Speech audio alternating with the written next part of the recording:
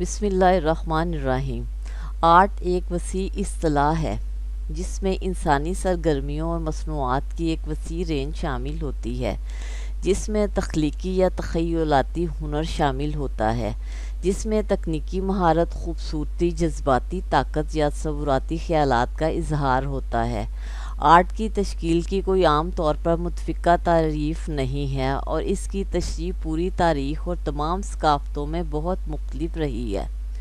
مغربی روایت میں بصری فن کی تین کلاسیکل شاخیں پینٹنگ، مجسمہ سازی اور فن تعمیر ہیں، تاہم آرٹ میں اظہار کی دیگر شکلیں بھی شامل ہو سکتی ہیں جیسے موسیقی، رقص، ادب، تھیٹر، فلم اور فوٹوگرافی۔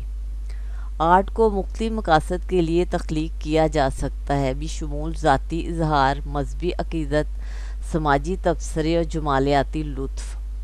اسے انسانی جذبات، خیالات اور تجربات کو دریافت کرنے کے لیے بھی استعمال کیا جا سکتا ہے۔ فن کو بہت سے مختلف طریقوں سے تجربہ کیا جا سکتا ہے۔ کچھ لوگ آرٹ کو مختلف ثقافتوں، تاریخی ادوار کے بارے میں جاننے کے طریقے کے طور پر دیکھتے ہیں۔ دوسرے لوگ آرٹ کی جمالیاتی خوبصورتی سے لطف اندوز ہوتے ہیں یا جس طرح یہ جذبات کو ابھار سکتا ہے، پھر بھی دوسرے فن کی تخلیق میں فنی مہارت اور دستکاری کی تعریف کر سکتے ہیں۔ یہاں آرٹ کی مختلف اقسام میں سے کچھ ایک کا مختصر جائزہ ہے۔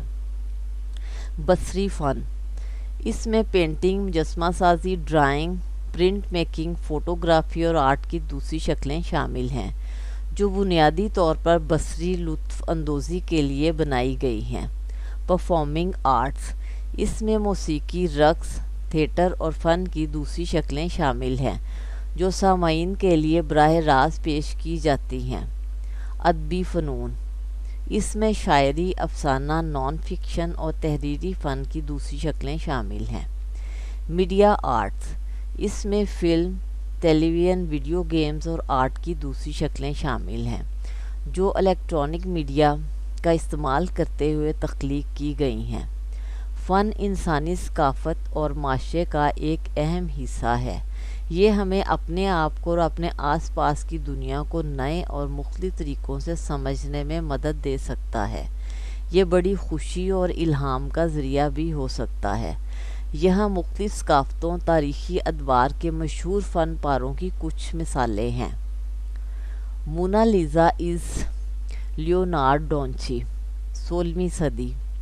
دی Starry Night by Vincent van Gogh, 19ویں صدی۔ The Scream by Edward Munch, 19ویں صدی۔ The Thinker by Auguste Rodin, 19ویں صدی۔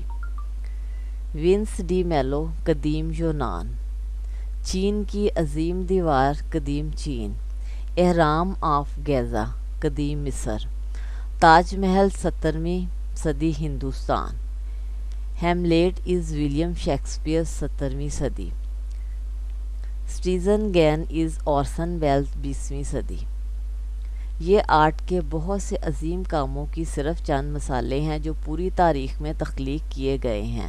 آرٹ ایک وسیع و عریض میدان ہے اور ہر ایک کے لیے لطف اندوز ہونے کے لیے کچھ نہ کچھ ہے۔